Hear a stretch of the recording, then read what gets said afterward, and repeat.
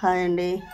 ఇప్పుడు దేవి భాగవతం చదువుతున్నానండి. నేను దేవి భాగవతంలో మొదటి స్కందంలో 9వ అధ్యాయం అండి. నా ఛానల్ కూడా మీరు సపోర్ట్ చేసి సబ్స్క్రైబ్ చేయండి, లైక్ చేయండి, షేర్ చేయండి. ఇప్పుడు 9వ అధ్యాయం మధుకైటబులు. సూతుడు చెప్పుకుపోయాడు. విష్ణు భగవానుడి శరీరం నుంచి నిద్ర వదిలిపోయింది. అతడు నేత్రాలు, మొహము, నాసిక, భుజాలు, హృదయము, రొమ్ము, శరీరము అంతటా నుంచి తామసీ శక్తి బయటికి వచ్చింది. అద్భుతమైన రూపంతో పైకి లేచింది. ఆకాశం మీద అమేయంగా ప్రకాశించింది. పదే పదే ఆవలించాడు భగవంతుడు. విష్ణువు లేచి కూర్చున్నాడు. కళ్ళు విప్పాడు. ఎదుట భయంతో గడగడలాడుతున్న బ్రహ్మదేవుని చూశాడు. తపస్సుమాని ఇలా ఉన్నావేం? మేఘ గంభీర స్వరంతో అడిగాడు. విచారంగా ఆరోపిస్తున్నావు, ఏదో భయపడుతున్నావు, ఏమి పడింది దేవా? వినయంగా విన్నవించాడు బ్రహ్మ. నీ చెవి గులిమిలోంచి మధుకైటబులు ఇద్దరు రాక్షసులు పుట్టారు. భయంకరులు, వారు మహాబలవంతులు. నన్ను చంపడానికి పూనుకున్నారు. వాళ్ళకి భయపడి నీ ఎదుటికి వచ్చాను. నీ భక్తుని మహాపదలో ఉన్నాను. నన్ను రక్షించు, భయపడకు, అభయం ఇచ్చాడు భగవంతుడు మహావిష్ణువు. వాళ్ళిద్దరినీ చంపేస్తాను. వాళ్ళకి చావు మూడింది కనుకనే యుద్ధ కందూతి పుట్టింది అన్నాడు. విష్ణు భగవానుడిలా అంటూనే ఉన్నాడు. బ్రహ్మ వెతుకుతూ వచ్చి పడ్డారు మధుకైటబులు. ప్రళయ సముద్రం నీటి మీద నిబ్బరంగా నిలబడ్డారు. నిరాధారంగా. భయపడి పారిపోతున్నావా? బ్రహ్మ మీద గుడ్లురుగుతూ అరిచారు వాళ్ళు. రా, యుద్ధానికి నడుం బిగించు. ఓహో, వీడెవడు? ఈ పాము పక్క మీద వీడి కళ్ళ ముందే నీ పని పట్టేస్తాం. నిన్ను చంపేసి వీడిని చంపేస్తాం. రావోయి, రా, చేతులు కలుపు, లేదా మీ దాసుణ్ణి అని చేతులు జోడించు అన్నారు. వాళ్ళు పొగరు మాటలు విన్నాడు విష్ణుమూర్తి. రండి, మీరు ఇద్దరు నాతో పోట్లాడండి, మీ సరదా నేను తీరుస్తానన్నాడు. ఆ మాట విన్న మండిపడ్డారు మధుకైటబులు. వాళ్ళు కళ్ళు చింతనిప్పులు కురిశాయి. నిఠారుగా నీటి మీద నిలబడ్డారు. పిడుగులున్నట్లు జబ్బలు చరిచారు. మధుడు ముందు కురికాడు. నిరాధారంగా నుంచిన చోటే నించుని నిప్పులు కక్కాడు కైటబుడు. మధుడు, విష్ణువు మల్ల యుద్ధానికి తలపడ్డారు. కచాకచి బహాబాహి పోట్లాడారు. మధుడు అలసిపోయాడు. కైటబుడు కలబడ్డాడు. కైటబుడు అలసిపోయాడు. మధుడు కలబడ్డాడు. ఇలా ఒకడు అలసిపోతే ఇంకొకడు రాక్షసులు విష్ణుమూర్తితో విసుగు లేకుండా బహుయుద్ధం చేశారు. కట్టెదుట బ్రహ్మదేవుడు, అంతరిక్షంలో ఆదిశక్తి, ఈ ఉభయులు మాత్రం ఆ యుద్ధానికి ప్రేక్షకులు. ఇలా ఎంతో కాలం సాగింది బహుయుద్ధం. ఒకరి తర్వాత ఒకరు కలబడి అలసిపోలేదు మధుకైటబులు. పిసరంతా వెనకాడలేదు వాళ్ళు. క్రమంగా విష్ణుమూర్తికి అలసట కలుగుతూ ఉంది. 5000 సంవత్సరాలు ఆగకుండా సాగింది మధుకైటబులతో విష్ణుదేవుడు బహుయుద్ధం. ఎంతటికీ చావట్లేదు రాక్షసులు, ఆలోచించాడు విష్ణుమూర్తి. వీళ్ళు చావకుండా ఉన్నారు. 5000 సంవత్సరాలు హోరాహోరీ పోరాడాను. అలసటి అధికం కావచ్చింది నాకు. చెక్కు చెదరకుండా ఉన్నారు వీళ్ళు. ఆశ్చర్యంగా ఉంది. ఇంత ఉద్దండులా వీళ్ళు, ఇంత అగ్గజమా వీళ్ళ బలం? నా బల పరాక్రమాలు ఏమైనట్టు? విష్ణుమూర్తి పరిస్థితి పసిగట్టేశాడు మధుకైటబులు. వాళ్ళ ఉత్సాహం రెట్టించింది. పులికేకలు వేశారు. జబ్బలు చరిచారు. విష్ణుమూర్తి కారు మేఘాల్లా ఉరిమారు. అలసిపోయావా? బలం దిగజారిపోయిందా? అయితే ఆగిపో, మీ దాసుని అంటూ చేతులు జోడించు. లేదంటావా? దమ్ముంటే రా, కలబడు, నిన్ను చంపేస్తాం, తప్పదు. తరువాత ఆ 4 మోహాల వాణ్ణి నలిపినట్టు నలిపేస్తాం. మధుకైటబుల మాటలు విన్నాడు విష్ణుదేవుడు. నవ్వుతూ మెల్లగా అన్నాడు. అలసిపోయిన వాళ్ళ మీద భయపడి, వాళ్ళ మీద ఆయుధాలు కింద పడేసిన వాళ్ళ మీద, పతితుల మీద, పసివాళ్ల మీద చెయ్యి చేసుకోరు వీరులు. సనాతనంగా వస్తున్న వీరధర్మం ఇది. మహావీరులు మీరు, మధోత్కటులు. ఒకరి తర్వాత ఒకరు అలసట తీర్చుకుంటూ పోరాడుతున్నారు. నేను ఒక్కడినే ఆగకుండా 5000 సంవత్సరాలు మీతో బహుయుద్ధం చేశాను. మీలాగే నేను కొంచెం విశ్రాంతి తీసుకోనివ్వండి, తర్వాత యుద్ధం చేస్తాను. సందేహించకండి, కొంతసేపు ఆగండి, అలసట తీర్చుకుంటాను. న్యాయ మార్గం అనుసరించి తిరిగి పోట్లాడదాం. అయితే అలాగే కానీ అన్నారు మధుకైటబులు. అల్లంత దూరం వెళ్ళి కూర్చున్నారు. అది అవకాశం చూసుకున్నాడు విష్ణుమూర్తి. వాళ్ళు చావకుండా ఉండడానికి కారణం ఎవరు విచారించాడు. బాగా ఆలోచించాడు. దేవి వాళ్ళకి ఇచ్చిన వరం అవగతమైంది. తమంత తాము కోరుకుంటేనే కానీ వీళ్ళకి చావు లేదని తెలుసుకున్నాడు. ఇందుచేత నా చేత చావకుండా ఉన్నారు వీళ్ళు. ఇన్నేళ్ళు ఇంత ప్రయాసపడ్డాను ఊరికే, అంతా వ్యర్థమైంది. వీళ్ళ మృత్యురహస్యం తెలిసింది. మరి యుద్ధంతో ప్రయోజనం ఏముంది? అలా అని యుద్ధం మానేయడం ఎలాగా? మానేస్తే మాత్రం వదులుతారా వీళ్ళు? వరగర్వంతో ఉన్నారు. అందరినీ అష్టకష్టాలు పెడతారు. దేవి వరం అసాధ్యమైంది. ఎంత ఇదైనా చావు కోరుకుంటారా ఎవరైనా? రోగంతో కులిసిపోతున్న, కటికి పేదరికంలో అలమటించిపోతున్న ఎవడూ చావు మాత్రం కోరుకోరు. అసలే మదమెక్కి ఉన్నారు మధుకైటవులు. చావు కోరుకుంటారా ఎన్నడైనా? ఏం దారి? దేవిని శరణు వేయటం కంటే మరో దారి కనపడదు. అవును, ఆమె ప్రసన్నురాలు కాకపోతే ఏ కార్యం సిద్ధించదు. ఈ ఆలోచన తట్టడంతోనే మీదికి చూశాడు. అంతరిక్షంలో యోగనిద్ర అవుపడింది. యోగతత్వం మెరిగిన అమేయాత్ముడు విష్ణుమూర్తి భువనేశ్వరిని, భగవతి యోగనిద్రని అంతరిక్షంలో చూశాడు. అంజలి బంధం వేశాడు. మధుకైటవుల నాశనం కోరుతూ స్తోత్రం చేశాడు. దేవి మహామాయ, ఓ సృష్టి స్థితి లయకారిణి, నీకు నమస్కారం. నీకు అత్యంతరహిత చండీ ముక్తి భుక్తి ప్రదాయిని, నీకు నమస్కారం నమస్కారం. దేవి, నీ రూపం సగుణమో నిర్గుణమో నిజం తెలియదు. నీ లీలలు అసంఖ్యం, అవగతం కావు. నీ ప్రభావం వల్ల తెలివి తప్పి నిద్రపోయాను నేను. పదే పదే ప్రయత్నించాడు బ్రహ్మ. ఎంతో శ్రమపడ్డాడు లేవదీయడం కోసం, అయినా తెలుసుకోలేకపోయాను. నా ఇంద్రియాలు 6 నా వశంలో లేకుండా పోయాయి. దీనంతటికీ నీ ప్రభావమే కారణం. నువ్వు అనుగ్రహించు. నీ ప్రభావం నా మీద తొలగించు. నేను తెలుసుకున్నాను. ఈ రాక్షసులతో యుద్ధం చేశాను. ఎన్నో విధాల పోట్లాడాను. నా పరాక్రమాలు వినియోగించాను. లాభం లేకపోయింది. అలసిపోయాను. వీళ్ళు మాత్రం ఎలాంటి వాళ్ళు అలాగే ఉన్నారు. నీ వరమే వీళ్ళకి రక్షగా ఉంది. నీ వర గర్వంతోనే బ్రహ్మను చంపడానికి ఉరికారు. వీళ్ళతో బహుయుద్ధం అంగీకరించాను నేను. మహాసముద్రంలో ఘోరంగా పోరాడాను. 5000 సంవత్సరాలు యుద్ధం చేశాను. చివరికి ఇవాళ మహా అద్భుతమైన నీ వరం అవగతమైంది.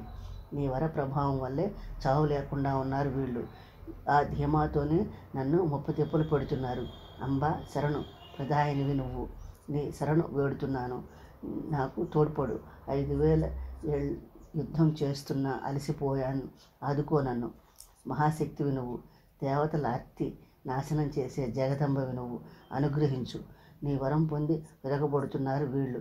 ఈ పాపాత్ములిద్దరి నన్ను చంపడానికే పూనుకున్నారు. ఏది దారి? ఎటు పోయేది నేను? కృష్ణమూర్తి ఆర్తి వింది జగ విశ్వజనని. ఆమె అతన్ని జోహార్లు అందుకుంది. నవ్వుతూ అంది, నారాయణ, విచారించకు. మళ్ళీ మధుకైటవులతో యుద్ధం చేయి. మోహం కల్పించు, వంచించు, కడతీర్చు. నేను నా వక్ర దృష్టితో చూస్తాను. వాళ్ళకి మోహం కలిగిస్తాను. నా మాయతో వాళ్ళు మోహితులవుతారు. అప్పుడు నువ్వు సంహరించు. పీతిరసం ఒలుకుతున్న దేవి మాటలు విన్నాడు విష్ణుమూర్తి. సముద్రం మధ్య రణరంగానికి పూరుకున్నాడు. అప్పటికే అక్కడ సిద్ధంగా ఉన్నారు మధుకైటవులు. ఎంతటెంతటి అని కయ్యానికి కాలు దువ్వుతున్నారు. విష్ణువు రావడంతోనే ఉత్సాహంతో ఉప్పొంగిపోయారు. 4 చేతులు నారాయణమూర్తి, రా, యుద్ధానికి సిద్ధంగా ఉన్నాం. చేతులు కలుపు. జయాపజయాలు దైవాధీనాలు. ఒకప్పుడు బలవంతుడు గెలుస్తాడు. అదృష్టం వల్ల మరొకప్పుడు బలహీనుడు గెలుస్తాడు. అందుకనే మహాత్ములు గెలిస్తే సంతోషించరు, ఓడినా విచారించరు. పూర్వం నీ శత్రువులు ఎంతోమంది రాక్షసులని నీ పట్టులో పెట్టుకున్నావు. కానీ ఇప్పుడు మేము అన్నదమ్ములిద్దరితో ఓడిపోక తప్పదు. ఇలా అంటూనే ఇద్దరు విష్ణుమూర్తి మీద విరుచుకుపడ్డారు మధుకైటవులు. అద్భుత కర్ముడు విష్ణు భగవానుడు అమాంతంగా ఇద్దరు మధ్య ఉరికాడు. ఇద్దరిని పిడిగుద్దులు గుద్దాడు.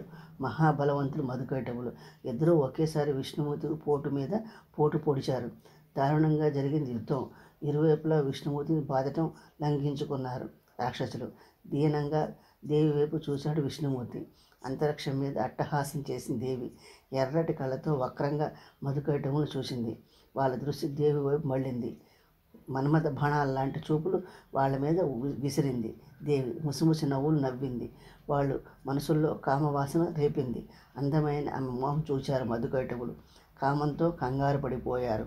మోహంలో మునిగిపోయారు. దేవి వైపు కళ్ళప్పగించి పెదవులు చప్పరిస్తూ నిలబడిపోయారు. అది కనిపెట్టాడు విష్ణు భగవానుడు. వాళ్ళు మోహపడ్డారని గ్రహించాడు. దేవి అభిప్రాయం తెలుసుకున్నాడు. మధుకైటపులను హేళన చేస్తూ మృదువుగా గంభీరంగా అన్నాడు, వీరులారా, మీ యుద్ధం చూసి పరమానందం కలిగింది నాకు. మీ ఇద్దరే మెచ్చుకుంటున్నాను. మీరు కావలసిన వరం కోరుకోండి. మీరు ఏం కోరితే అది ఇస్తాను. పూర్వం ఎన్నో యుద్ధాలు చేశాను. ఎంతోమంది రాక్షసులను చూశాను. వల్ల మాలిన బలవంతులు వాళ్ళు, కొమ్ములు తిరిగిన బలవంతులు, యుద్ధంలో ఆరితేరిన అరిందాలు. అయితే మీ ముందు బలాదూర్ వాళ్ళంతా. మీ వంటి వీరాది వీరుల్ని కనీ విని ఎరుగను. మీ బలాన్ని మించిన పరాక్రమం చూసి ఎంతో సంతోషంగా ఉంది నాకు. అందుకని మీరేం వరం కోరితే అది ఇస్తాను, అడగండి. అసలే కామంతో కళ్ళు కానకుండా ఉన్నారు మధుకైటవులు. విష్ణుమూర్తి మాటలు విని విరగబడి నవ్వారు. అంత లేసి గుడ్లు చేసి చూశారు. జగదానందకారిణి మహామాయ వైపు ఓరచూపులు విసురుతూ విష్ణుమూర్తితో ఇలా అన్నారు, నువ్వు వరం ఇవ్వడమా, మేము పుచ్చుకోవడమా? మేము యాచకులం అనుకున్నావా? ఇస్తాను అంటున్నావు. ఏమిటిస్తావు? అసలు ఏమి ఇవ్వగలవు నువ్వు? కావాలంటే మేమే ఇస్తాం నీకు. ఏం కావాలో కోరుకో, తప్పకుండా ఇస్తాం. వినపడిందా? యాచకులం కాము మేము, దాతలం. కోరుకో, ఏం వరం కావాలో ఇస్తాం. నువ్వు చేసిన యుద్ధమే స్తోత్రం మాకు. నీ యుద్ధ స్తోత్రంతో ప్రసన్నులమైపోయాం. కోరుకో వరం, సందేహించకు. మంచిది, నెమ్మదిగా గంభీరంగా అన్నాడు విష్ణుమూర్తి. వీరాధి వీరులు మీరు, ఆడి తప్పరు, మహాదాతలు. ఒక్కటే వరం మిమ్మల్ని కోరుతున్నాను, ఇవ్వండి. మీ ఇద్దరు నా చేత చచ్చిపోండి. అదే నేను అడుగుతున్న వరం. గతుక్కుమన్నారు మధుకైటవులు. ఒకళ్ళ మొహం ఒకళ్ళు చూసుకున్నారు. మోసపోయామని విచారించారు. వెంటనే ఎదురెత్తి ఆలోచించారు. 4 వైపులా ఓ మారు కలయి చూశారు. అంతటా జలంగా ఉంది ప్రళయ సముద్రం. అయితే ఒక్క మాట అంటూ అందుకున్నారు. నువ్వు మాకు వరమిస్తానన్నావు. మొదట నీ మాట నువ్వు నిలుపుకోవాలి. నీరు లేని విశాలమైన చోట మమ్మల్ని చంపాలి. ఈ వరం మాకిస్తే నువ్వు కోరిన వరం నీకిస్తాం. నీ చేత చావడానికి అంగీకరిస్తాం. వాళ్ళు నోట్లోనే ఉంది. తన సుదర్శన చక్రం తలుచుకున్నాడు విష్ణుమూర్తి. నవ్వుతూ మధుకైటవులతో ఇలా అన్నాడు, అలాగే కానివ్వండి, నా మాట నేను నిలుపుకుంటాను.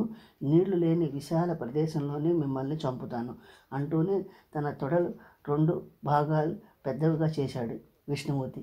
నీటి మీదే నీరు లేని చోటు చూపించాడు. ఇదిగో ఇక్కడ నీళ్లు లేవు. ఈ ప్రదేశం మీద మీరిద్దరూ మీ తలలు అర్పించండి. నా మాట నేను నిలబెట్టుకున్నాను. మీ మాట మీరు నిలబెట్టుకోండి అన్నాడు. మళ్ళీ ఎత్తివేశారు వైదికేటప్పుడు. తమ శరీరాలు 1000 యోజనాలు పెంచుకున్నారు. ఏది మాకు సరిపోయే చోటు అన్నారు. తన తోడలు 2 వేలేసి యోజనాలు పెంచాడు విష్ణుమూర్తి. నివ్వెరపోయారు మధుకైటవులు. ఆట కట్టింది. పక్కదాటుకు ఉపాయం లేకపోయింది. తమ శిరస్సులు విష్ణుమూర్తి తొడల మీద పెట్టారు వాళ్ళు. ఉత్తర క్షణంలో సుదర్శన చక్రం వేశాడు విష్ణుమూర్తి. మధుకైటవుల శిరస్సులు 2 ఎగిరేసుకుపోయింది సుదర్శన చక్రం. మధుకైటవులు మరణించారు. వారి మేధస్సు సముద్రమంతా వ్యాపించింది. అప్పటి నుంచే భూమికి మేధిని అని పేరు వచ్చింది. మన్ను తినకూడదని అయింది. మనులారా, మీరు అడిగిన దానికి వివరంగా జవాబు చెప్పాను. మహామాయ, మహావిద్య అయిన దేవిని పండితులు ఉపాసించాలి. ఆ పరాశక్తి దేవతలకు, దానవులకు, 50 మందికి ఆరాధ్య దేవత. 3 లోకాలు గాలించిన ఆమెను మించిన దేవతలు లేరు. 4 వేదాలు చాటుతున్న సత్యం ఇది. 6 శాస్త్రాలు చెప్తున్న మాట ఇది. ఏ విధంగా అయినా సరే ఎప్పుడూ ఆ దేవిని పూజిస్తూ ఉండాలి. దేవి భాగవత మొదటి స్కందంలో 9వ అధ్యాయం అయిందండి. స్వస్తి. 10వ అధ్యాయం. ఘృతాచి. మధుకైటవుల కథ విన్నాక అడిగారు మునులు. సోత, పురాణాలన్నీ చూశాక వ్యాసుడు శుకుడి చేత చదివించాడన్నావు. తపస్సు చేసి శుకుడిని ఎలా కన్నాడు వ్యాసుడు? ఆ విషయం వ్యాసుడు ఎలా చెప్పాడో అలాగే మాకు వినిపించు. వినండి అంటూ ఎత్తుకున్నాడు సూతుడు. కుమారుడు కలగాలని మేరు పర్వతం శిఖరం మీద ఉగ్రమైన తపస్సు ప్రారంభించాడు వ్యాసుడు. నారదముని ఉపదేశించిన ఏకాక్షరాత్మకమైన వాగ్బీజ మంత్రం జపిస్తూ పరాశక్తిని ధ్యానించాడు. అగ్ని, నీరు, భూమి, గాలి, ఆకాశము, ఈ 5 తత్వాలు శక్తి కలిగిన కుమారుడు కలగాలి. ఈ సంకల్పం మనసులో పెట్టుకున్నాడు. అన్నపానాలు మానేశాడు. సదాశివుణ్ణి, భగవతిని ఆరాధించాడు. అంతటా శక్తి పూజ జరుగుతూ ఉందని భావించాడు. శక్తి లేని పురుషుడు నిందనీయుడని నిశ్చయించాడు. శక్తి కలవాడు పూజనీయుడని నమ్ముకున్నాడు. అలా 100 ఏళ్ళు తపస్సు చేశాడు. వ్యాసుడు తపస్సు చేసి మేరు శిఖరం మీద అద్భుతమైన కర్ణాకారి వనమైంది. దేవతలు మునులు విహరిస్తారు అక్కడ. ఆదిత్యులు, వసువులు, రుద్రులు, మరుత్తులు, అశ్విని దేవతలు, బ్రహ్మ ఋషులు నివసిస్తారు అక్కడ. దివ్యమైన సంగీత ధ్వనులు ప్రతిధ్వనిస్తూ ఉంటాయి అక్కడ. ఘోరమైన తపస్సులో కూర్చున్నాడు వ్యాసుడు. అతడి తేజస్సు విశ్వమంతటా వ్యాపించింది. అతడి జడలు అగ్నిశిఖల్లా ఎర్రబడ్డాయి. అపరిమితమైన అతడి తేజస్సు చూసి దేవలోకంలో దేవేంద్రుడు భయపడ్డాడు. బెంగ పెట్టుకుని కూర్చున్నాడు. దేవేంద్రుడి అవస్థ చూశాడు శివుడు. దేవేంద్ర, ఇలా బెంగ పెట్టుకున్నావయ్యా నీవు? ఏమిటి నీ విచార కారణము? తపస్సు చేస్తున్న మునులను చూసి మచ్చరించుకోకూడదు. అందులో నీ వంటివాడు అసలే భయపడకూడదు. నా శక్తిని నమ్ముకునే ఘోరంగా తపస్సు చేస్తున్నారు వాళ్ళు. తామసులు ఎన్నడూ ఇతరుల కీడు తలపెట్టరు అన్నాడు. వ్యాసుడు ఎంత దారుణమైన తపస్సు చేస్తున్నాడో చూస్తున్నావు కదా. ఏం వచ్చిందని ఈ తపస్సుకు పూనుకున్నాడు అతడు. పులి మీద పుట్టలాగా నా మీదకేమో ఇదంతా ఏమిటి అతడి కోరిక అని అడిగాడు దేవేంద్రుడు. మంచి కుమారుడు కలగాలి అతడికి, అందుకని ఈ తపస్సు 100 ఏళ్ళు పూర్తయ్యాయి. అతడికి కుమారుడు కలగాలని వరమిస్తాను ఇవాళ అన్నాడు శివుడు. అన్న ప్రకారం వ్యాసుడు ముందు ప్రత్యక్షమయ్యాడు. వ్యాసముని, లే, శుభ లక్షణాలతో సుపుత్రుడు కలుగుతాడు నీకు. అమిత తేజోవంతుడవుతాడు, మహాజ్ఞానవంతుడవుతాడు, సర్వలోక ప్రియుడవుతాడు, సాత్విక గుణ సంపన్నుడవుతాడు, సత్యవంతుడవుతాడు. నీ కీర్తి లోకవ్యాప్తం చేస్తాడు అన్నాడు. అంతర్ధానమైపోయాడు. శివుడు వరం వందనాలతో అందుకున్నాడు వ్యాసుడు. ఆనందంతో తన ఆశ్రమానికి వచ్చేశాడు. అన్నేళ్ళు అంత ఘోరమైన తపస్సు చేసి బాగా అలసిపోయాడు వ్యాసుడు. ఆశ్రమానికి వచ్చి అగ్ని కోసం అరణి మదించాడు. మదిస్తూ ఆలోచించాడు అతడు. అగ్ని పుట్టే అరణి ఇది, కుమారుడు పుట్టే అరణి ఆడది ఏది? నా దగ్గర రూపవతి మంచి కులంలో పుట్టింది. భర్తలతో నాలికలాగా మసలుకునేది అయినా పడుచు ఎలా లభిస్తుంది నాకు? లభించిన భార్యగా ఎలా కట్టుకునేది నేను? అన్ని గుణాల గల అనుకూలవతి కొడుకుని కనే కులాంగన ఎక్కడ దొరుకుతుంది? ప్రతివత చతుర్మతి రూపవతి అయిన భార్య బంధనమే అవుతుంది. ఆయన కావలసిన సుఖం కలిగిస్తుంది. ఇంచేత శివుడు కూడా నిత్యం ఆడదానికి కట్టుబడి ఉంటాడు. గృహస్థాశ్రమం దుర్ఘటమైంది. ఏం చేయాలి నేను? ఇలా ఆలోచనలో ఉన్నాడు వ్యాసుడు. ఇంతలో ఆకాశ మార్గ సమీపంలో అవుపడింది అప్సరస వృధాచి. దివ్యంగా ఉంది ఆమె రూపం. మెరుపులా చంచలంగా ఉంది శరీరం. అద్భుతంగా ఉంది అందం.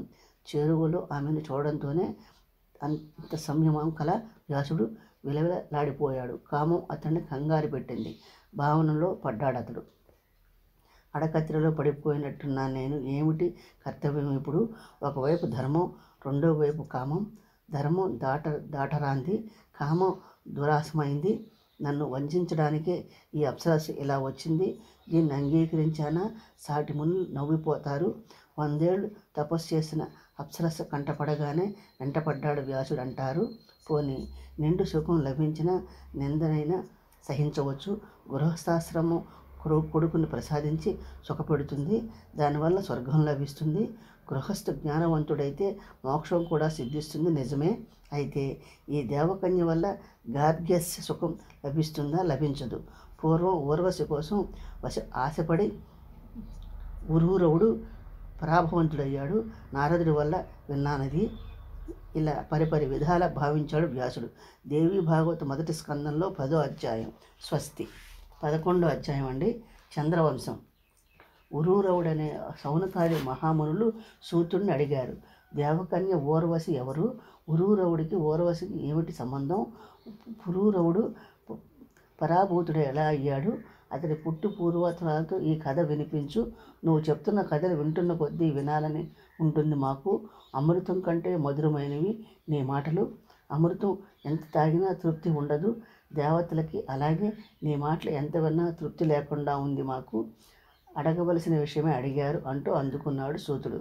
దివ్యమైన కథ, పురూరవుడు కథ, మనోహరమైన కథ. రసవంతరమైన కథ చెబుతాను వినండి. వ్యాసుడు నోట విన్నట్లు వినిపిస్తాను. దేవతల గురువు బృహస్పతి, అతడి భార్య తార ప్రసిద్ధురాలామె. అపురూపమైన అందగత్తె, యవనవతి. ఆమె యవనాలన్నీ మలచినట్టుండేది. ఎప్పుడూ మద విహల్వంగా ఉండేదామె. ఓ మారు తమ యజమాని అయిన ఇంద్రుడు ఇంటికి వెళ్ళింది తార. అందాల రాణి కదా, ఆమెను చంద్రుడు చూచాడు. చంద్రుడిని చూచింది తార. కళ్ళు కలిశాయి. తార మీద చంద్రుడి మీద తార మనసు పడ్డారు. ఇద్దరూ ఒకరినొకరు ప్రేమించుకున్నారు. ఉభయులు కామించుకున్నారు. మన్మధుడు తన పని తాను కానిచ్చాడు. తారాచంద్రులు ఇద్దరే. ఇద్దరూ మంచి యవనంలో ఉన్నారు. ఇద్దరూ మధోన్మత్తులై ఉన్నారు. ఇద్దరూ కామక్రీడలో మునిగి తేలారు. అపురూపమైన ఆనందం అనుభవించారు. అలా హాయిగా ఎంతో కాలం గడిపారు వాళ్ళు. బృహస్పతికి మతిపోయింది. ఎంతో దుఃఖపడ్డాడు. తారని తీసుకురమ్మని ఒక శిష్యుడిని చంద్రుడి ఇంటికి పంపారు. చంద్రుడు కౌగిలి వదిలి పెట్టలేకపోయింది తార. రాను పొమ్మంది. పదే శిష్యుడిని తిరగగొట్టాడు చంద్రుడు. బృహస్పతి మండిపడ్డాడు. తార కోసం తానే చంద్రుడింటికి వెళ్ళాడు. ఉదారుడు బృహస్పతి, ధీమంతుడు, చంద్రుడిని చూసి అభిమానపూర్వకంగా ఇలా అన్నారు. అధర్మ కార్యానికి నెట్టుకున్నావేమి చంద్ర? నీ భార్యను నీ ఇంట్లో ఉంచుకున్నావు ఏమిటిది? నీ గురువుని నేను, నా యజమానివి నువ్వు. మూఢుడా! గురు భార్యతో ఈ దురాచారం! బ్రాహ్మణ్ణి చంపినవాడు, బంగారు దొంగిలించినవాడు, కళ్ళు తాగినవాడు, గురు భార్యతో సంభోగం చేసినవాడు, ఈ పాపాలు చేసిన వాడితో సంబంధం పెట్టుకున్నవాడు, ఈ 5గురు మహాపాపులు. గురు భార్యతో జతకట్టావు నువ్వు. మహాపాతకివి, దురాచారివి, నీచుడివి. నా భార్యని అనుభవించావు. దేవలోకంలో స్థానం లేదు నీకు. అయిందేదో అయింది. నా భార్యని నాకు ఇచ్చేయి. నా ఇల్లాన్ని నా ఇంటికి తీసుకుపోతాను. కాదంటావా? ఇదిగో గురు భార్యను అపహరించిన పాపాత్ముడు నువ్వు, దురాత్ముడివి. ఇప్పుడే నిన్ను శపిస్తాను. భార్య విరహంతో బాధపడుతూ కోపంతో నిప్పులు కక్కుతున్న బృహస్పతి మాటలు విన్నాడు చంద్రుడు. గురువుగారు, బ్రాహ్మణులు మీరు. బ్రహ్మలు కోపం తెచ్చుకోకూడదు, శాంతంగా ఉండాలి. ఎప్పుడు ధర్మం తెలుసుకుని శాంతంగా ఉన్నవాడే బ్రాహ్మడు. అలాంటి వాడే పూజించబడతాడు. కోపం తెచ్చుకున్నవాడు బ్రాహ్మడు కాడు. తార ఎల్లకాలం ఇక్కడ ఉండిపోదు. తనకి బుద్ధి పుట్టగానే మీ ఇంటికి వచ్చేస్తుంది. అంతవరకు కొద్ది దినాలు మా ఇంట్లో ఉంటుంది. ఇంత మాత్రాన పుట్టి ములిగిందేముంది? ఆమె సుఖపడాలని వచ్చింది. రేపో మాపో తనంత తానే వచ్చేస్తుంది. వ్యభిచరించిన ఆడది బహిష్ట అయ్యాక దూషితురాలు కాదని పాపాలు చేసిన బ్రాహ్మడు వైదిక కర్మలు చేశాక దూషితుడు కాడని వీరే కదా ప్రతిపాదించారు మీ ధర్మశాస్త్రంలో అన్నాడు. చేసేది లేక దుఃఖపడుతూ ఇంటికి వచ్చేశాడు బృహస్పతి. విచారం, అవమానం దిగమింగుకుంటూ ఇంట మన్మథ వేదనతో ఎంతో బాధపడ్డాడు. కొంతకాలం గడిచింది. తార రాలేదు. మళ్ళా చంద్రుడి ఇంటికి వెళ్ళాడు బృహస్పతి. వాకిట ద్వారపాలకుడు అతన్ని లోపలకు పోనీయలేదు. నిలువున మండిపోతూ నిలబడిపోయాడు బృహస్పతి. ఎంతసేపైనా బయటికి రాలేదు చంద్రుడు. దాంతో మరింత మండిపడ్డాడు బృహస్పతి. చంద్రుడు నా శిష్యుడు. నా భార్య వీడికి తల్లి లాంటిది. తల్లితోనే వ్యభిచరించాడు వీడు. వీడిని దండించటమే ధర్మం నాకు అంటూ వాకిట బయట నుంచి గట్టిగా గద్దించాడు. చంద్ర, నీచుడా, పాపాత్ముడా, దేవాధముడా, ఇంటి నుంచి బయటికి రావేమిరా? నా భార్య నాకు అప్పగించు, లేదంటే ఇప్పుడే శపిస్తాను, నిన్ను భస్మం చేస్తాను. బృహస్పతి గర్జన చంద్రుడు అంతఃపురంలో ఉరుముల్లా ప్రతిధ్వనించింది. చంద్రుడు బయటికి వచ్చాడు. నవ్వుతూ ఇలా అన్నాడు. ఏమిటి గురువుగారు ఇది? ఇలా అవాకులు చవాకులు వాగుతారెందుకు ఇక్కడ? తార అందాల రాణి, రాజు వంటి వాడి దగ్గర ఉండదగిన లక్షణవతి. ఆమె మీకు తగదు. మీకు తగిన కన్యని ఎవరినైనా ఎక్కడైనా చేసుకోండి. తెచ్చి ముచ్చటగా 3 మూళ్ళు వేసుకోండి. ఆమెతో సుఖపడండి. తారాదేవి వంటి అపురూప సుందరి మీ వంటి బెచ్చగాళ్ళ ఇంటి ఉండకూడదని కాదు. తనకి తగిన అందగాడు, గుణవంతుడు అయిన భర్తనే ప్రేమిస్తుంది ఆడది. ఇది జగమెరిగిన రహస్యం. అందరికీ తెలిసిన ఈ కామశాస్త్ర సిద్ధాంతం మీకు మాత్రం తెలియదు కనుక దుర్బుద్ధి మిమ్మల్ని వదలట్లేదు. కానీ వినండి, తారని నేను ఇవ్వను. శ్రమపడకండి. తిన్నగా ఇంటి ముఖం పట్టండి. మీకు ఏది చేతనైతే అది చేయండి. నేను వద్దనను. తారని ఇస్తానన్న మాట ఆశ మాత్రం వదులుకోండి. శాపం పెడతానని భయపెట్టకండి. తాటాకు చప్పుళ్లకు కుందేళ్లు భయపడవు. వేడి నీళ్లతో కాలిపోవు. మీ వంటి కామార్తుడైన బ్రాహ్మడి శాపం నన్ను ఏమీ చేయలేదు. మళ్ళీ స్పష్టంగా చెబుతున్నా, నేను తార నాది, నేను ఆమెను ఇవ్వను. మీ ఇష్టం వచ్చిన పని మీరు చేసుకోవచ్చు. చంద్రుడి ధోరణి చూశాడు బృహస్పతి. అవమానం, విచారం, క్రోధం అతడిలో పెనువేసుకుపోయాయి. ఆ వేగంతో గిరుక్కుని తిరిగాడు. తిన్నగా దేవేంద్రుడి దగ్గరికి వెళ్ళాడు. గురుదేవుణ్ణి చూశాడు దేవేంద్రుడు. ఉన్న పళాన లేచాడు. పాద్యము, అర్ఘ్యము, ఆచమనీయము తెచ్చి ఆదరించాడు. ఆసనం వేసి ఆరాధించాడు.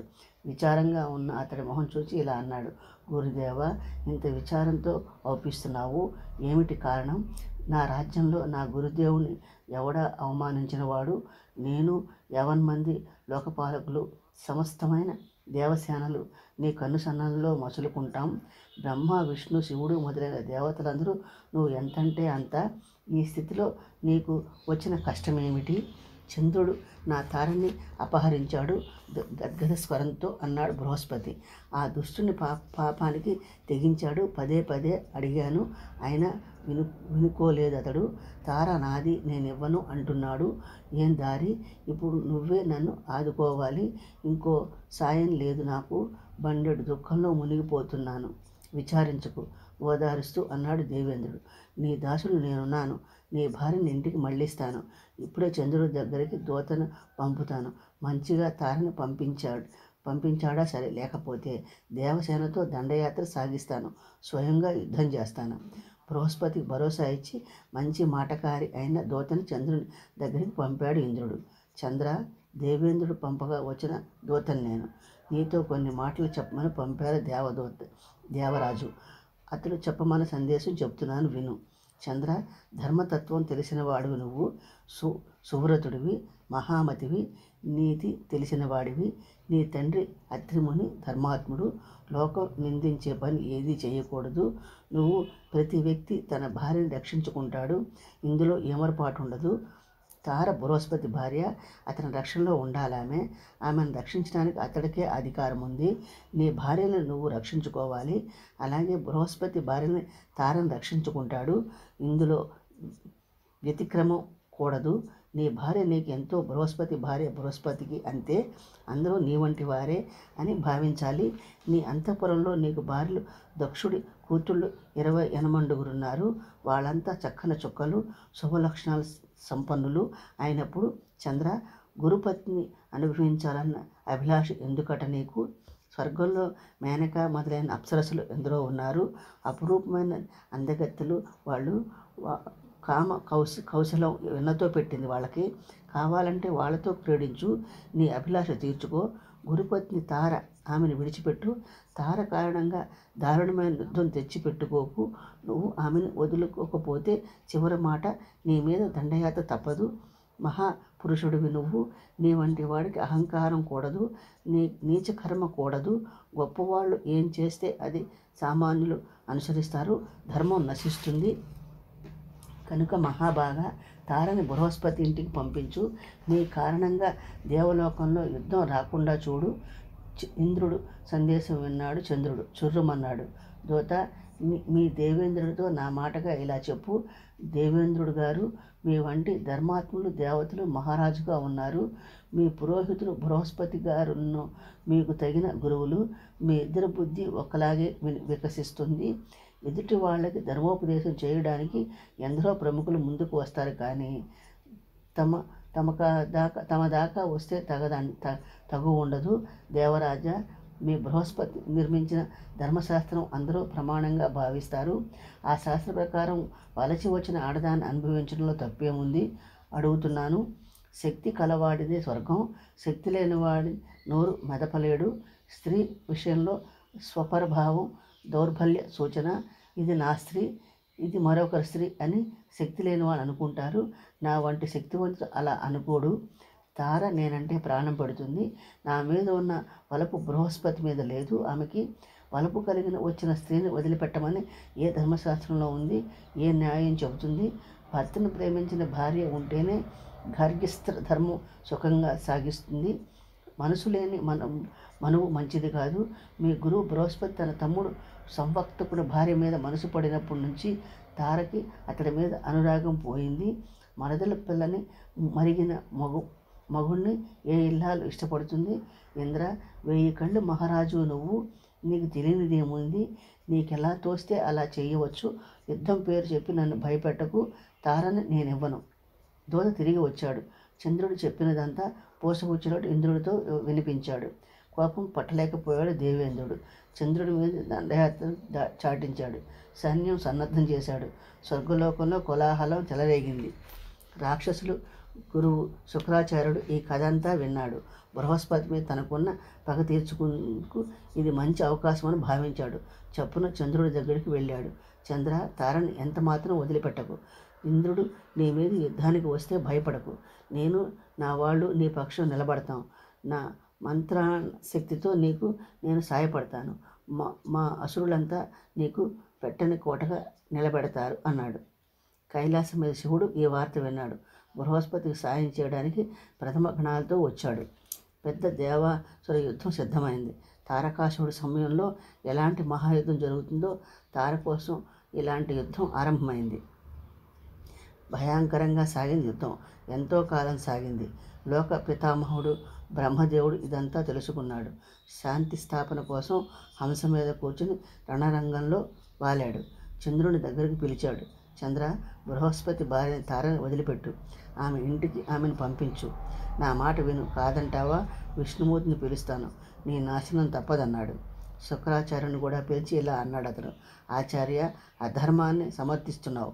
సహవాస దోషమా ఇది? అవును, సంఘదోషం ఎంతవాడినైనా వదిలిపెట్టదు. శుక్రుడు చంద్రుడితో ఇలా అన్నాడు. చంద్ర, ఇక పంతం కూడదు. మీ తండ్రి గారి అభిప్రాయమును ఇదే. తారని బృహస్పతి ఇంటికి పంపించు. విన్నకున్నాడు చంద్రుడు. తారని బృహస్పతికి ఇచ్చేశాడు. ప్రియ భార్య తిరిగి రావడంతో సంతోషించాడు బృహస్పతి. ఇల్లాలను వెంట పెట్టుకుని ఉల్లాసంగా ఇల్లు చేరుకున్నాడు. ఇంటికి వచ్చేసరికి తార నిండు చూలాలు. కొద్ది దినాల్లో ఒక శుభలగ్నంలో ఆమెకు కుమారుని కంది. 3 మూర్తుల చంద్రుడిలాగే ముచ్చటగా ఉన్నాడు కుమారుడు. భార్య కొడుకుని కనడంతోనే పట్రాన్ని సంతోషించి సంబరపడ్డాడు బృహస్పతి. యథావిధిగా బాలుడికి జాతకర్మలు సాగించాడు. తార కొడుకుని కంది అన్న వార్త చంద్రుడు విన్నాడు. వెంటనే బృహస్పతి దగ్గరికి దూతని పంపాడు. తారకి పుట్టిన బిడ్డ నీ కొడుకు కాదు, అతడు నా వీర్యం వల్ల పుట్టాడు కనుక నా కుమారుడికి నువ్వు జాతకర్మలు చేయడం ఏమిటి అని కబురు పంపాడు. అదేమన్నమాట అన్నాడు బృహస్పతి. ఈ బిడ్డ నా కుమారుడు. వీడి పోలికలన్నీ సరిగ్గా నాలానే ఉన్నాయి. ఇద్దరికీ తగువ పెరిగింది. అది చిలికి గాలివానగా వచ్చింది. ఓ పక్క దేవతలు, మరో పక్క రాక్షసులు కయ్యానికి కాలు దువ్వారు. మరో దేవాసుర యుద్ధం తప్పనిసరిలాగా అనిపించింది. శాంతి స్థాపన కోసం మళ్ళీ బ్రహ్మదేవుడు పరిగెత్తుకు వచ్చాడు. యుద్ధం జరగకుండా అడ్డుకున్నాడు. తారని అడిగితే కానీ తగువ తీరదనుకున్నాడు. ఆమెను పిలిచాడు. కళ్యాణి, నిజం చెప్పు. ఈ బిడ్డ ఎవరి కుమారుడు? నువ్వు నిజం చెప్తేనే కానీ ఈ తగువ తీరదు అని అడిగాడు నెమ్మదిగా. సిగ్గుపడిన తార మెల్లమెల్లగా చెప్పింది. ఈ బిడ్డ చంద్రుడి కొడుకు. ఈ మాట చెప్పేసి చప్పున ఇంట్లోకి వెళ్ళిపోయింది. తగువ తీరిపోయింది. బ్రహ్మ తన లోకానికి వేంచేశాడు. మిగిలిన దేవతలు, రాక్షసులు తగువ చూడవచ్చని ఇతరులు ఎవళ్ళ ఇళ్లకు వాళ్ళు వెళ్ళిపోయారు. కుమారుని తీసుకుని కలకల్లాడుతూ తన ఇంటికి తాను వచ్చేశాడు చంద్రుడు. అతడికి బుధుడు అని నామకరణం చేశాడు. మునులారా, బృహస్పతి క్షేత్రంలో చంద్రుడు వీర్యంతో పుట్టాడు బుధుడు. బుధుడితో చంద్రవంశం ఆరంభం. ఈ కథ మా గురువు గారు వ్యాసుడు నాకు చెప్పాడు. అతడు ఎలా చెప్పాడో అలాగే చెప్పాను మీకు. దేవీ భాగవత మొదటి స్కందంలో 11వ అధ్యాయం పూర్తయిందండి. స్వస్తి. 12వ అధ్యాయం చదువుతానండి. పురూరవుడు. సూతుడు చెబుతున్నాడు. బుధుడు ఇల గర్భంలో ఒక కుమారుని కన్నాడు. అతడే పురూరవుడు. గొప్ప మహారాజు పురూరవుడు. ధర్మాత్ముడు, మంచి దాత. పెద్ద పెద్ద యజ్ఞాలు చేశాడతడు. అతడి జన్మ కథ చిత్రమైంది, చెబుతాను వినండి. ఆ దినాల్లో ప్రతిష్టానపురంలో ఒక రాజు ఉండేవాడు. అతడి పేరు సుద్యుమ్నుడు. జితేంద్రుడు అతడు, సత్యవాది. అతడు ఒకనాడు వేటకు బయలుదేరాడు. మంచి కుండలాలు పెట్టుకున్నాడు. శివుణ్ణి ధనస్సు పట్టుకున్నాడు. సింధు దేశం గుర్రమెక్కి అడవిలో ప్రవేశించాడు. అతడి వెంట పరివారము, కొంతమంది మంత్రులు కూడా ఉన్నారు. అడవి దట్టంగా ఉంది. నల్ల చారులు, దుప్పులు, సింహాలు, లేళ్ళు, కుందేళ్ళు, పెద్ద పులులు, ఖడ్గమృగాలు, గురుపోతులు, అడవి పందులు, దుప్పులు, శరభ మృగాలు, యజ్ఞానికి పనికి వచ్చే ఎన్నో రకాల అడవి జంతువులు సమృద్ధిగా ఉన్నాయి. వాటిని వేటాడుతూ వెళ్ళి కుమారవనంలో ప్రవేశించాడు సుద్యుమ్నుడు. సుమేరు పర్వతం క్రింద ప్రదేశంలో ఉంది కుమారవనం. వనంలో దివ్యమైన మందార వృక్షాలు దట్టంగా ఉన్నాయి. అశోక లతలు అల్లిబిల్లిగా అల్లుకున్నాయి. ఎరగపూసిన పొగడ చెట్లు గుమ్ముమంటున్నాయి. సాల వృక్షాలు, తాళ వృక్షాలు, తమల వృక్షాలు, సంపెంగ చెట్లు, పనస చెట్లు, కదంబ వృక్షాలు, నీప వృక్షాలు, ఇప్ప చెట్లు ముమ్మరంగా ఉన్నాయి. మాధవి మండపాలు, మామిడి తోపులు, దానిమ్మ తోటలు, కొబ్బరి తోటలు, అరటి తోటలు దట్టంగా ఉన్నాయి. అడవి మొల్లలు, మాలతీ లతలు, మల్లె పొదలు అంతటా అందంగా ఉన్నాయి. హంసలు, కన్నె లేడి పిట్టలు విచ్చలవిడిగా వ్యవహరిస్తున్నాయి. వెదురు పొదలతో గాలి సంగీతం పాడుతోంది. నెమలి పిట్టలు పంచమ స్వరం ఆలపిస్తున్నాయి. పొదల మీద తుమ్మెదలు, పూలు పాటలు పాడుతున్నాయి. ఆనందానికి ఆటపట్టుగా ఉంది కుమారవనం. చూసి ఎంతో సంతోషించాడు సుద్యుమ్నుడు. వేట పరిశ్రమంతా మరిచిపోయాడు. అయితే కుమారవనంలో కాలు పెట్టడంతోనే ఆడదిగా మారిపోయాడు సుద్యుమ్నుడు. అతడి పరివారము, మంత్రులు అంతమంది ఆడంగులైపోయారు. మహారాజు గుర్రమును ఆడదైపోయింది. చూసుకుని తెల్లపోయాడు సుద్యుమ్నుడు. సిగ్గుపడిపోయాడు. దుఃఖంతో కుంగిపోయాడు. ఏమిటి దురవస్థ, ఏమి దారిప్పుడు, ఈ ఆడవేషంలో ఇంటికి ఎలా వెళ్ళటం, ఎవరు నాకు దుర్దశ కలిగించారు అని విచారిస్తూ కూర్చున్నాడు. సూత మధ్య అడ్డు వచ్చి అడిగాడు సౌనకాది మహామునులు. విడ్డూరంగా ఉందయ్యా నువ్వు చెప్పేది. దేవతల వంటి ప్రతాపవంతుడు సుద్యుమ్నుడు. అంతటి మహారాజు ఆడదిగా మారిపోయాడా? మంత్రులతో కూడానా? కుమారవనంలో కాలు పెట్టి ఏం అపరాధం చేశాడతడు? ఎందుకిలా ఆడరూపం వచ్చిందతడికి? దీనికి కారణమేమిటో వివరంగా వినిపించు. సూతుడు చెప్పుకొచ్చాడు. పూర్వం ఒకప్పుడు సనక సనందనాథులు శివుడి దర్శనం కోసం కుమారవనం వెళ్ళారు. ఆ సమయానికి శివపార్వతులు క్రీడా వ్యవహారంలో ఉన్నారక్కడ. పార్వతి నగ్నంగా ఉంది. శివుడు ఒడిలో సంభోగ సౌఖ్యం అనుభవిస్తూ ఉంది. సనక సనందనాథులను చూసి సిగ్గుపడిపోయింది. చప్పున భర్త ఓడిలోంచి లేచిపోయింది. చీర మొలకు చుట్టుకుంది. సిగ్గుతోనూ కోపంతోనూ వణికిపోయింది ఆమె. పరిస్థితి పరికించి వెనక్కి వచ్చేశారు సనక సనందనాథులు. అక్కడి నుంచి తిన్నగా నరనారాయణుడు తపస్సు చేస్తున్న బదరీవనానికి వెళ్ళిపోయారు. శివుడు పార్వతి అవస్థ చూశాడు. ఎన్నో విధాల ఓదార్చాడు. దేవి, ఎందుకిలా సిగ్గుతో చిన్నబుచ్చుకుంటున్నావు? ఆనందం కోసం ఏం చేయమన్నా చేస్తాను, చెప్పు. ఇదిగో ఇవాళ నుంచి తెలిసైనా సరే తెలియకైనా సరే ఈ వనంలో మగప్రాణి అడుగు పెడితే చాలు ఆడదిగా మారిపోతుంది అన్నాడు. శివుడి శాపం తెలిసిన వాళ్ళు వాళ్ళ నుండి అమడ దూరం నుంచే తప్పుకుంటూ వచ్చారు. కుమారవనం. సుద్యుమ్నుడు ఇది ఎరుగడు. మంత్రులతో సహా అందులో అడుగు పెట్టాడు. ఆడదిగా మారిపోయాడు కనుక ఇందులో ఆశ్చర్యమేమీ లేదు. సిగ్గుపడిపోయిన సుద్యుమ్నుడు రాజ్యానికి వెళ్ళలేదు. కుమారవనం పరిసరాల్లో తిరుగుతూ వచ్చాడు. పరివారంతో ఆడదిగా మారాక అతడి పేరు ఇలా అయింది. అడవిలో తిరుగుతూ ఉన్న అందగత్తెని ఇలని ఓనాడు బుధుడు చూశాడు. తొలి చూపులోనే ఆమె మీద ఆసక్తి కలిగింది బుధుడికి. ఇలా కూడా బుధుడి మీద మనసు పడింది. ఇద్దరూ ఒకరినొకరు ప్రేమించుకున్నారు. వాళ్ళ ప్రేమ ఫలించింది. ఇద్దరు వివాహం చేసుకున్నారు. ఇలా గర్భవతి అయింది. శుభలగ్నంలో బంగారం లాంటి కుమారుణ్ణి కంది. ఆ కుమారుడే పురూరవుడు. కుమారుణ్ణి కన్న తర్వాత ఇలా తన పూర్వాశ్రమం తలుచుకుంటూ విచారంతో ఉండేది. ఒక్కతే అడవిలో తిరుగుతూ ఉండేది. ఓనాడు వెనుకటి తన కుల పురోహితుణ్ణి వశిష్ఠమునిని తలుచుకుంది. వశిష్ఠుడు వచ్చాడు. తన యజమాని సుద్యుమ్నుడిని ఈ స్థితి చూశాడు. ఎంతో జాలిపడ్డాడు. శివుణ్ణి ప్రార్థించాడు. శివుడు ప్రసన్నమయ్యాడు. ఏం కావాలో కోరుకో అన్నాడు. సుద్యుమ్నుడికి తిరిగి మగతనం అనుగ్రహించు అని వరమడిగాడు వశిష్ఠుడు. తన వాక్యం ఏ విధాన పొల్లు పోకుండా సుద్యుమ్నుడు 1 నెల ఆడదిగానో 1 నెల మగాడుగానో ఉండునట్టు వరమిచ్చాడు శివుడు. మగాడిగా మారింది ఇలా సుద్యుమ్నుడైంది. వశిష్ఠుడితో కలిసి తన రాజ్యానికి వెళ్ళాడు సుద్యుమ్నుడు. ఎప్పట్లాగే రాజ్యం మేలాడు. నెల అయ్యాక ఆడదిగా మారాడు సుద్యుమ్నుడు. ఇలా అయ్యాడు. ఆడదిగా ఉన్నప్పుడు అంతఃపురంలో ఉండేవారు సుద్యుమ్నుడు, మగాడిగా ఉన్నప్పుడు రాజ్యమేలేవాడు. అయితే ఆడదిగా మారుతూ ఉండటం వల్ల అతడంటే లక్ష్య పెట్టేవారు గారు ప్రజలు. అతడు తన రాజుగా ఉండటం వాళ్ళకి నచ్చేది కాదు. కొంతకాలం గడిచింది. ఇంతలో పురూరవుడు ప్రయోజకుడయ్యాడు. అతన్ని ప్రతిష్టానపురానికి పట్టం కట్టి అడవికి వెళ్ళిపోయాడు సుద్యుమ్నుడు. అడవిలో నారదముని కలుసుకున్నాడు. అతడి దగ్గర ఉత్తమమైన నవాక్షర మంత్రం ఉపదేశం పొందాడు. ప్రేమపూర్వకంగా ఆ మంత్రాన్ని జపించడం ఆరంభించాడు. జగత్తారునికి భగవతి ప్రసన్నురాలైంది. సింహం మీద కూర్చుని దివ్య రూపంతో అతన్ని ఎదుట ప్రత్యక్షమైంది. ఎంతో అంత మనోహరంగా ఉంది ఆమె. మద్యపానంతో ఆమె నేత్రాలు మధుఘర్షితాలుగా ఉన్నాయి. సర్వ మంగళాదేవిని ప్రేమాకుల నేత్రాలతో చూశాడు సుద్యుమ్నుడు. 2 చేతులు జోడించాడు. శిరస్సు వంచి స్తోత్రం చేశాడు. అమ్మా, నీ పాదాలకు నా నమస్కారం. దేవతలు పూజించే దివ్య పాదాలు నీవి. కోరికలు తీర్చే కామధేనువు నువ్వు. మోక్షం ప్రసాదిస్తావు మాత. మనిషి మాత్రుడు నీ మహిమ తెలుసుకోలేడు. మహామునులు దేవతలు కూడా భ్రమలో పడిపోతారు. మహా ఐశ్వర్యశాలివి నువ్వు. ఇంతటి తల్లివి నా వంటి కృపుణ్ణి అనుగ్రహించావు. ఇంతకంటే ఆశ్చర్యమేముంది?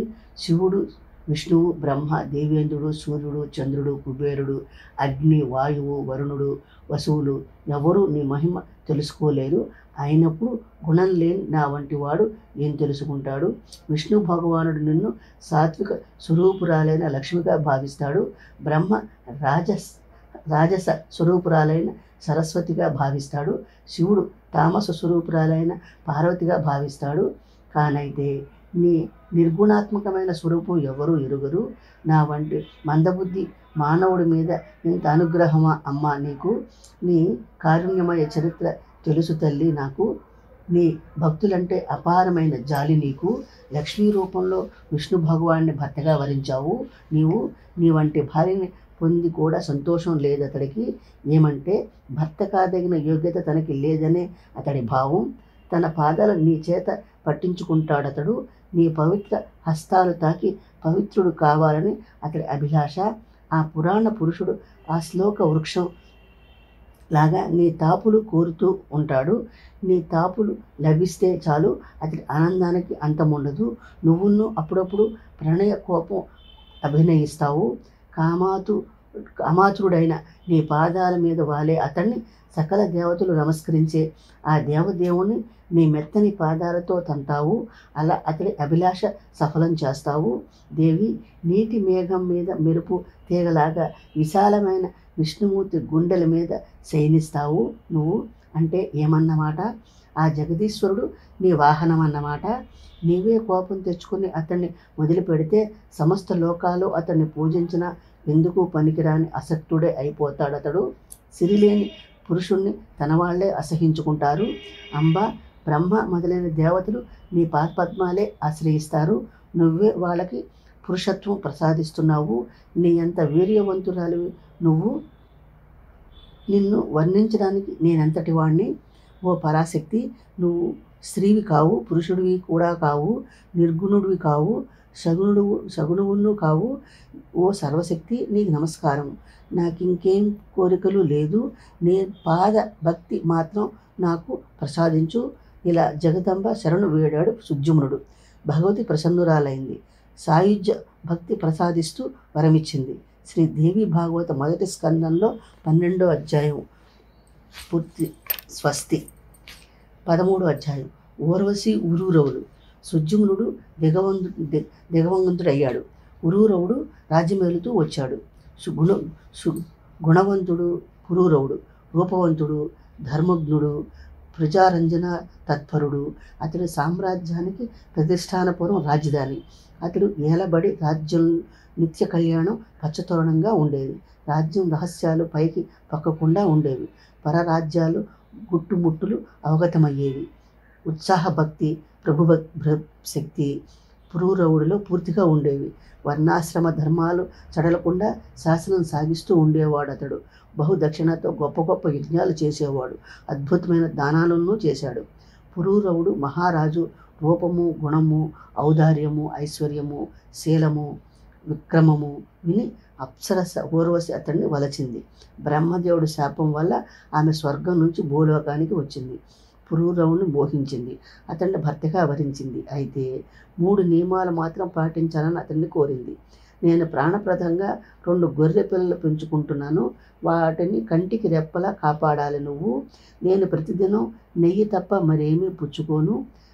మైథన సమయంలో తప్ప ఇతర సమయాల్లో నువ్వు నగ్నంగా నాకు కనిపించకూడదు. రాజా, ఈ నియమాలు ఎప్పుడు తప్పితే అప్పుడు నిన్ను వదిలి వెళ్ళిపోతాను. ఇందులో అసత్యమేమీ లేదు అంది. ఊర్వశి ఏర్పరిచిన నియమాలు 3 అంగీకరించాడు పురూరవుడు. ఊర్వశి పురూరవుడు అంతఃపురంలో ఉంటూ వచ్చింది. అయితే ఎప్పుడూ తన శాప విమోచనం కోరుతూ ఉండేది. ఊర్వశి కంటే లోకం కనబడేది కాదు పురూరవుడికి. ఆమె అందము, ఆమె యవ్వనము అతన్ని పరవశుణ్ణి చేశాయి. 6 ఘడియలు ఆమెతోనే ఉండేవాడతడు. ఆమె ప్రేమే అతడికి ప్రపంచంగా ఉండేది. ఆమెను విడిచి క్షణమైనా ఉండలేకపోయేవాడు. ఇలా ఎన్నో ఏళ్ళు గడిచిపోయాయి. క్షణాల్లాగా స్వర్గం ఇంద్రసభలో ఊర్వశి లేని లోకం ఎంతైనా అవుపడింది. దేవేంద్రుడు గంధర్వులతో అన్నాడు ఓనాడు, ఊర్వశి లేనిదే సభ సభలా లేదు. ఏదో ఉపాయం చేసి ఆమెను తీసుకువచ్చేలా మనం ఒక ఉపాయం చెబుతాను వినండి. ఊర్వశి తన గొర్రెలను రక్షించాలని పురూరవుడికి అప్పగించింది. నియమం పెట్టి వాటిని మీరు దొంగిలించండి. ఊర్వశిని దేవలోకం తీసుకువచ్చేయండి. దేవేంద్రుడి ఆదేశం ప్రకారము విశ్వాసవుడు మొదలైన గంధర్వులు ప్రతిష్టానపురం వచ్చారు. రాత్రి గాఢాంధకారంగా ఉంది. ఆ వేళ పురూరవుడు ఊర్వశితో రతిక్రీడలో ఉన్నాడు. అదే సమయానికి చొరబడ్డారు గంధర్వులు. ఊర్వశి గొర్రెలు ఎత్తుకు వచ్చారు. ఆకాశ మార్గాన్ని ఆగారు. మేకపిల్లలు 2 అరవడం ఆరంభించాయి. కన్నబిడ్డల్లా పెంచుకుంటున్న అరుపులు వింది ఊర్వశి. పురూరవుడి మీద విరుచుకుపడింది. రాజా, నేను పెట్టిన నియమాల్లో తొలి నియమం భగ్నమైపోయింది. నిన్ను నమ్ముకున్నాను, చెడ్డాను. ప్రాణప్రదమైన నా గొర్రె పిల్లలు దొంగలు ఎత్తుకుపోయారు. ఆడదానిలా పక్క మీద పడుకున్నావు. నువ్వు వీరుడు అనుకుంటున్నా నేను. నిజానికి ఆడదానికంటే అన్యాయం. చేతకాని మొగుణ్ణి కట్టుకున్న చేతకాని కొడుకుని కన్నా చెడుతుంది ఆడది. నీ వంటి అధముణ్ణి కట్టుకున్నాను. అయ్యో, నా పుట్టు ములిగింది. నా కన్నబిడ్డలు, నా ప్రాణం, నా మేకపిల్లలు పోయాయి అంటూ గోలగోలమంది. తన ఉన్న పళాన ఉబ్బెత్తుగా లేచాడు పురూరవుడు. దిశమూలతోనే దొంగల కోసం పరిగెత్తాడు. అతడు బయలుదేరాడో లేదో మెరుపులు మెరిచాయి. గంధర్వులు రాజభవనం పట్టపగలుగా అవుపించింది. పురూరవుడు దగ్ధంగా ఊర్వశి కంటపడ్డాడు. అలా 2వ నియమం కూడా భగ్నమైంది. గొర్రెలు వదిలేసి గంధర్వులు పారిపోయారు. దిశమూలతో గొర్రెలు పట్టుకు వచ్చాడు పురూరవుడు. బాగా అలసిపోయాడు. పురూరవుడు తిరిగి వచ్చేసరికి ఊర్వశి అంతఃపురంలో లేదు. ఒప్పందం ప్రకారం అతన్ని వదిలేసి వెళ్ళిపోయింది ఆమె. అంతఃపురం శూన్యంగా ఉంది. మిన్ను విరిగి మీద పడింది పురూరవుడికి. ఊర్వశి లేదు. అంతా అంధకారమైంది అతడికి. ఊర్వశి ఏవి ఊర్వశి? మూర్తిభవించిన శోకమూర్తిలా దీనుడైపోయాడు పురూరవుడు. ఏడ్చాడు, మొత్తుకున్నాడు. అంతఃపురం నుంచి బయటికి వచ్చాడు. రాజమందిరం విడిచిపెట్టేశారు. ప్రతిష్టానపురం పరిత్యజించాడు. దేశం వదిలేశాడు. ఊర్వశి, నా ఊర్వశి అంటూ దేశాలు పట్టుపోయాడు. దేశాలు తిరిగాడు. ఎన్నేళ్ళో తిరిగాడు. ఎంతకాలమో తిరిగాడు. ఒకనాడు కురుక్షేత్రంలో హఠాత్తుగా అవుపడింది ఊర్వశి. స్వర్గం అరిచేత ఒరిగినట్టయింది పురూరవుడికి. ఊర్వశి, ఓ ఘోరమైన ప్రియురాల, ఆగు, రవ్వంత నిలబడు, వెళ్ళపోకు, నన్ను వదిలేయకు. నా మనసు నీ మీదే ఉంది. నా ప్రాణం నీకోసమే ఉంది. నిరపరాధిని నేను. నీకోసమే బతుకుతున్నాను. వెళ్ళిపోకు, ఆగు. ప్రియురాల, ప్రియతమా, నన్ను విడిచి వెళ్ళకు. నీకోసమే తిరుగుతున్నాను. నీకోసమే వెతికి ఇంత దూరం వచ్చాను. ఈ శరీరం ఇక నిలవదు. నువ్వు వెళ్ళిపోయావో ప్రాణం పోయి ఇక్కడే పడిపోతుంది. నక్కలు, కుక్కలు దీన్ని పీక్కు తింటాయి. ఇలా ఎన్నో విధాల ప్రాధేయపడ్డాడు. దీనంగా ఏడ్చాడు. రాజా, పురూరవుడి వాక్యాలు వ్యాకుల భావం చూసి ఉదార భావంతో అంది ఊర్వశి. రాజుల్లో పెద్ద పులివి నువ్వు. అయితే ఏం లాభం? మూర్ఖుడివి. నీ జ్ఞానం ఏమైపోయింది? తోడేళ్లు వంటి వాళ్ళు స్త్రీలు, క్రూరమతులు. ఎవరి మీద ప్రేమ ఉండదు వాళ్ళకి. ఆడవాళ్ళని, దొంగల్ని ఎన్నడూ నమ్మకూడదు. ఈ సత్యం గ్రహించు. విచారం విడిచిపెట్టు. తిన్నగా ఇంటి ముఖం పట్టు. సుఖంగా రాజ్యమేలుతూ కాలక్షేపం చెయ్యి. ఊర్వశి ఉపదేశం పురూరవుడికి తలకెక్కలేదు. అతడి ప్రాణాలన్నీ ఆమె మీదే ఉన్నాయి. ఆమె ప్రేమ కోసం బతుకుతున్నాడు అతడు. అందుచేత ఆమె ఇలా అనడంతోనే కుంగిపోయాడు అతడు. దుఃఖం పట్టలేకపోయాడు. మునులారా, ఊర్వశి పురూరవుల చరిత్ర సంక్షేపంగా వినిపించాను మీకు. వేదంలో ఈ కథ విస్తారంగా వివరించి ఉంది. శ్రీ దేవి భాగవత మొదటి స్కందంలో 13వ అధ్యాయం పూర్తండి. స్వస్తి. ఇప్పుడు మొదటి స్కందంలో దేవి భాగవత మొదటి స్కందంలో 14వ అధ్యాయం చదువుతానండి. ఇలా ఘృతాచిని చూచి ఏం చేయాలో తోచని సందిగ్ధావస్థలో పడ్డాడు వ్యాసుడు. ఏమైనా ఈ దేవకన్య నాకు తగిన స్త్రీ కాదు అని భావించాడు. వ్యాసుడు ముందు వెనుక తటపటాయిస్తూ ఉండడం గమనించింది ఘృతాచి. శాపం పెడతాడేమో అని భయపడింది.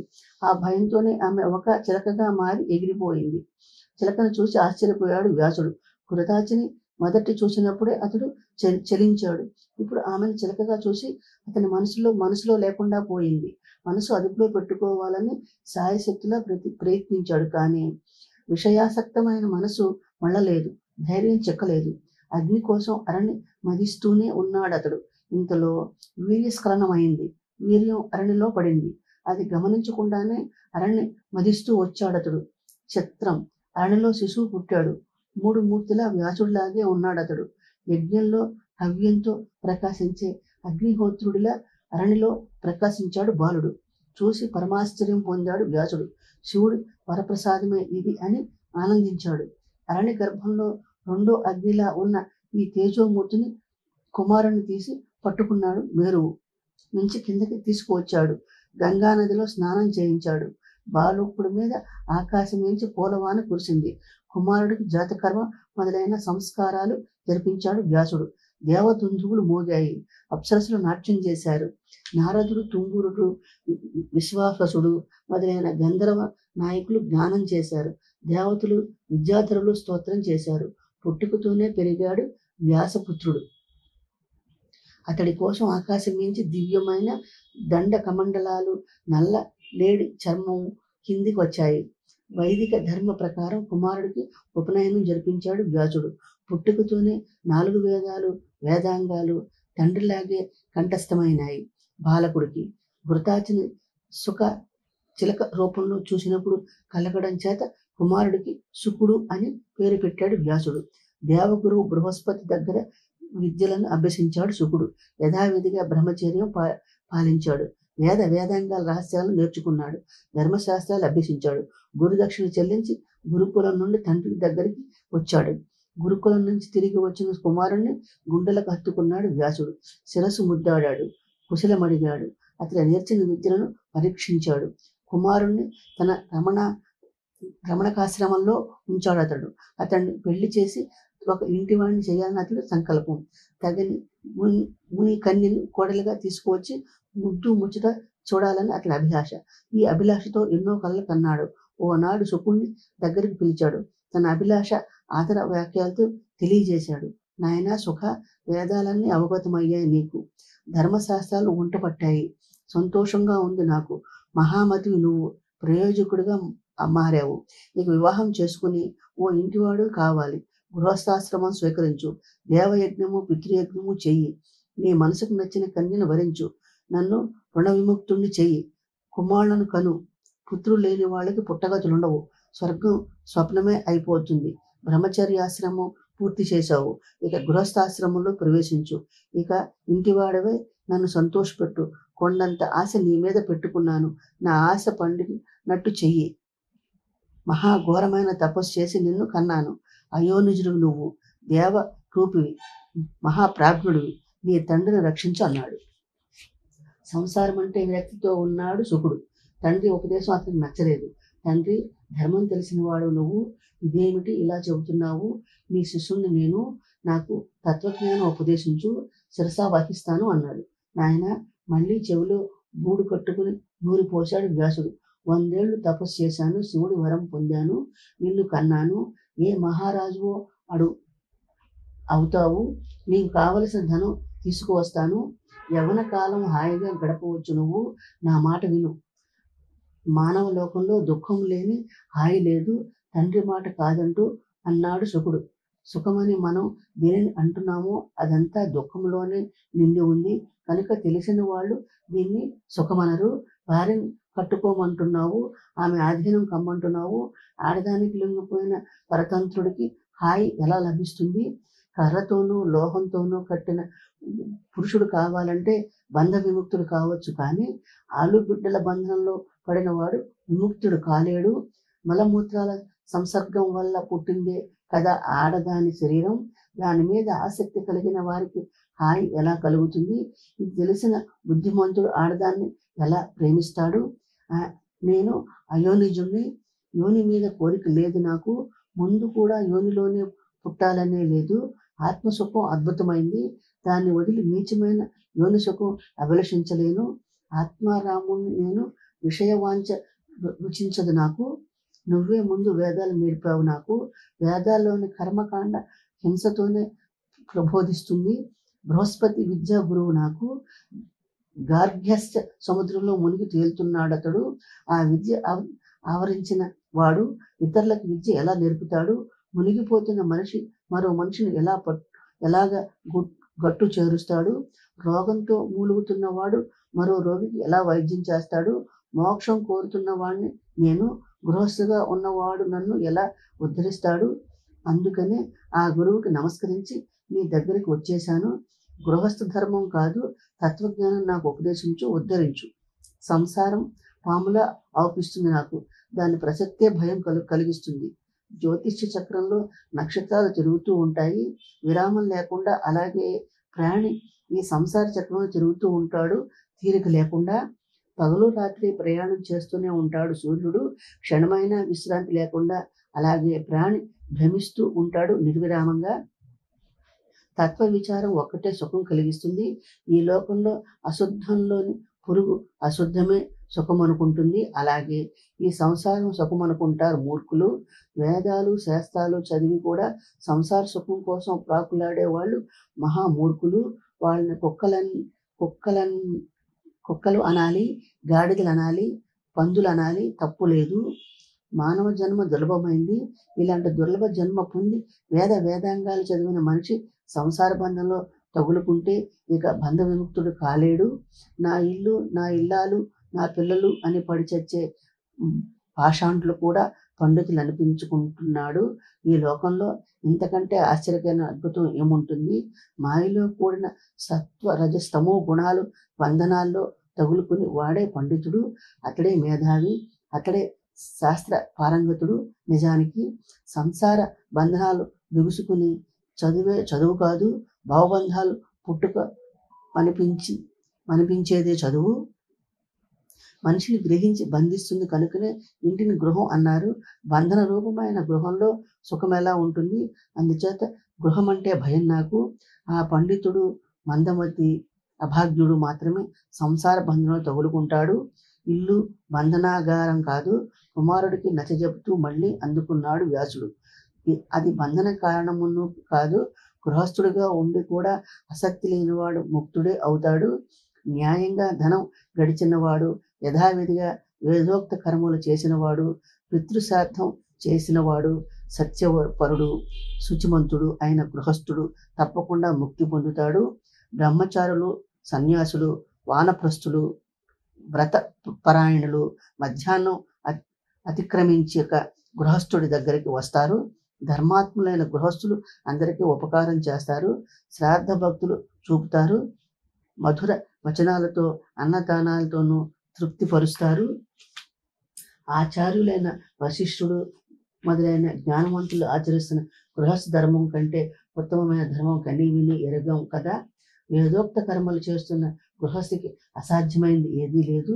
స్వర్గం, మోక్షం, ఉత్తమ జన్మ అది కరతలామలకం అవుతుంది వారికి. అంతేకాక ఒక ఆశ్రమం నుంచి ఇంకొక ఆశ్రమానికి వెళ్ళాలి మనిషి. క్రమంగా ధర్మం తెలిసిన వాళ్ళు యావన్మంది అంగీకరించిన విషయం ఇది.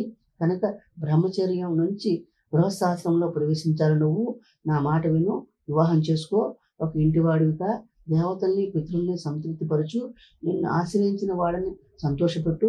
కుమారులను కని ప్రయోజకులయ్యాక వాళ్ళని గృహస్థాశ్రమంలో ప్రవేశపెట్టు. అనంతరం ఇల్లు వదిలి అడవికి వెళ్ళి అడవుల్లో వానప్రస్థానం యథావిధిగా పాలించు. ఆ తర్వాత సన్యాసాశ్రమం స్వీకరించు. అది క్రమం. ఆడది లేని మనిషిని ఇంద్రియాలు విర్రెత్తిస్తాయి. తప్పదు, మనసు మరింత పిచ్చెత్తిస్తుంది.